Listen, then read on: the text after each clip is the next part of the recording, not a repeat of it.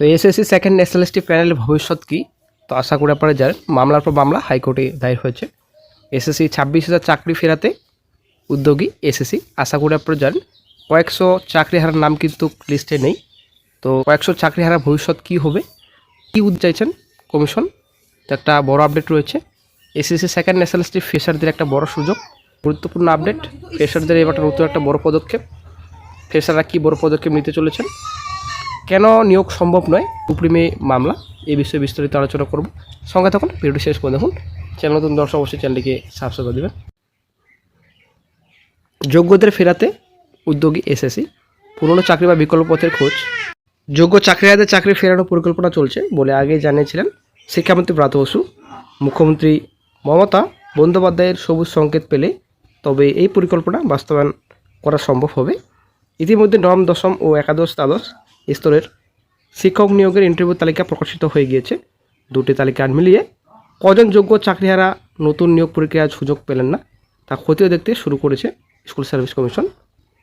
SSC সূত্রে খবর, আইনি জটিলতা কাটে যোগ্যদের পূর্ণবলের জন্য বিকল্প রাস্তা চেষ্টা চলছে। পুরনো চাকরিতে ফেরানোর পাশাপাশি বিকল্প নিয়োগের ব্যবস্থা করা যায় কিনা সে নিয়েও পর্যালোচনা চলছে। তবে এসএসসি কর্তাদের মত, আদালতের নির্দেশকে মান্যতা দিয়ে পরবর্তী পদক্ষেপ ঠিক করা হবে। সুপ্রিম কোর্টে নিয়োগ প্রক্রিয়ার সময়সীমা বাড়ানোর জন্য আবেদন জানিয়েছে শিক্ষা দপ্তর। প্রস্তাব দেওয়া হয়েছে একাদশ, দ্বাদশ, নবম, দশমের চূড়ান্ত মেধা তালিকা আগামী বছরের 7ই জানুয়ারি ও 24শে মার্চ প্রকাশ করবে কমিশন। 2026 সালে 15ই জানুয়ারি ও 30শে মার্চ যথাক্রমে একাদশ, দ্বাদশ ও নবম, দশমের প্রথম পর্যায়ে কাউন্সিলের দিন ধার্য করার জন্য আবেদন জানানো হয়েছে। আদালত এই নিয়োগ সূচিতে অনুমতি দিলে সম্পূর্ণ নিয়োগ প্রক্রিয়া শেষ হবে আগামী বছরের মার্চ মাসে। নতুন ও পুরনো চাকরি প্রার্থীদের দুশ্চিন্তা, নিয়োগ প্রক্রিয়া এতদিন সময় লেগে গেলে আবার কোনো আইনি জটিলতা তৈরি হতে পারে। যোগ্য চাকরিদের প্রশ্ন, 31শে ডিসেম্বর পর্যন্ত তাদের চাকরির মেয়াদ যদি না বাড়ানো হয়, তাহলে পরবর্তী 3 মাস তাদের সংসার চলবে কীভাবে।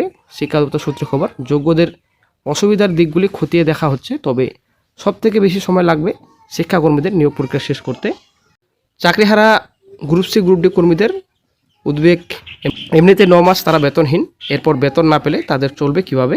স্কুল শিক্ষা কমিশনার, স্কুল শিক্ষা সচিব ও এসএসসি চেয়ারম্যানকে যোগ্য চাকরিহারা শিক্ষাকর্মীদের শীঘ্রই বেতন চালু করার জন্য আবেদন জানিয়ে চিঠি দিয়েছে all post graduate teachers welfare association.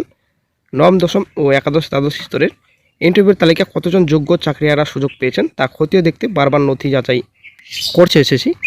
খতিয়ে দেখা হচ্ছে শিক্ষকতার অভিজ্ঞতাও। কমিশন সূত্রে খবর, 2 স্তর মিলিয়ে 50% বেশি যোগ্য চাকরিহারা ইন্টারভিউতে সুযোগ পেয়েছেন। তবে যোগ্য চাকরিহারাদের দাবি, বিজ্ঞান ও কলা বিভাগের বিষয়গুলি মিলিয়ে নবম, দশমের বাদ গিয়েছে প্রায় 2500 জন চাকরিহারা। নথি যাচাইয়ের পর যেসব ভুয়ো আবেদন বাতিল করা হবে, সেসব শূন্যপদ মিলিয়ে অবিলম্বে দ্বিতীয় ইন্টারভিউ তালিকা প্রকাশ করার দাবি জানাচ্ছেন তারা। একাদশ, দ্বাদশে 1327 জনের নথি ভুয়ো। এসএসসি 9, 10 ভেরিফিকেশনেই বাদ 2700 যোগ্য চাকরিহারা। ঠিক আছে, একটা লিস্ট প্রকাশিত করেছে কমিশন। চাকরি প্রার্থী ডিবিতে অংশগ্রহণ করেনি, ঠিক আছে, অ্যাবসেন্ট ছিল, তাদেরকে রিজেক্ট করা হয়েছে। এবং অনেকে ভুল তথ্য দিয়েছেন, তাদেরকে বাদ দেওয়া হয়েছে, রিজেক্ট করা হয়েছে। তো কমিশন 1327 জনের লিস্ট প্রকাশিত করেছে অফিসিয়াল সাইটে। বাতিল করে দেওয়া হয়েছে 1327 জনের প্রার্থীপদ। আর এদিকে নতুন করে একটা MA দায়ের করেছেন, আপনারা অবশ্যই দেখতে পাচ্ছেন, 9 নম্বর এখানে দেওয়া রয়েছে MA। এখানে 12/25 তারিখে MA দায়ের করা হয়েছে, আপনারা অবশ্যই দেখতে পাচ্ছেন। সম্পূর্ণ ডিটেলস রয়েছে West Bengal board of secondary education versus Baishakhi Bhattacharya. ঠিক আছে, এখানে সম্পূর্ণ ডিটেলস রয়েছে। তো 31শে ডিসেম্বরের মধ্যে সম্পূর্ণ নিয়োগ প্রসেস কমপ্লিট করা সম্ভব নয়, তার জন্য কিন্তু কিছু মডিফিকেশন চেয়ে সুপ্রিমের দ্বারস্থ হয়েছেন কমিশন। তো কমিশন কতদিন বাড়ানোর আর্জি জানাচ্ছেন, এখানে আপনারা শিখতে পাচ্ছেন। যোগ্যদের মেয়াদ 9 মাস বাড়ানোর আর্জি জানাচ্ছেন। ঠিক আছে, নিয়োগ শেষ হবে না, পর্ষদ সুপ্রিমে গিয়েছেন। তো এদিকে আপনারা জানেন বন্ধুরা, এসএসসি সেকেন্ড এসএলএসটি মামলা, তো বিশেষ করে এক্সপিরিয়েন্সের যে নম্বর রয়েছে, তো তার জন্য কিন্তু মামলা দায়ের হয়েছে। তো সেটা বাদ যাবে নাকি এক্সপিরিয়েন্স নাম্বার দেওয়া হবে, তো সেটা এখন কোর্ট ডিসিশন নেবে। এবং ইন্টারভিউ আগে নাকি ইন্টারভিউ পরে, সেটাও কিন্তু কোর্ট ডিসিশন নেবে। তবে এই যে প্যানেল রয়েছে সেকেন্ড এসএলএসটি, সম্পূর্ণ প্যানেল কিন্তু এখন হাইকোর্টের উপর ডিপেন্ড করবে, হাইকোর্টের রিট পিটিশনের উপর। তোরা আগামী 18 ডিসেম্বর কলকাতা চলো। ঠিক আছে, তো দাবি আপনারা শিখতে পাচ্ছেন, এক্সপিরিয়েন্সের 10 নম্বর বাতিল করতে হবে, আপটুডেট শূন্যপদ বৃদ্ধি করতে হবে, এসএলএসটি OMR প্রকাশ করতে হবে, সম্পূর্ণ OMR। তো এই কয়েকটি দাবি নিয়ে আগামী 18 ডিসেম্বর একটা বিশাল বড় আন্দোলন। তো অবশ্যই আপনারা আন্দোলনে সামিল হবেন।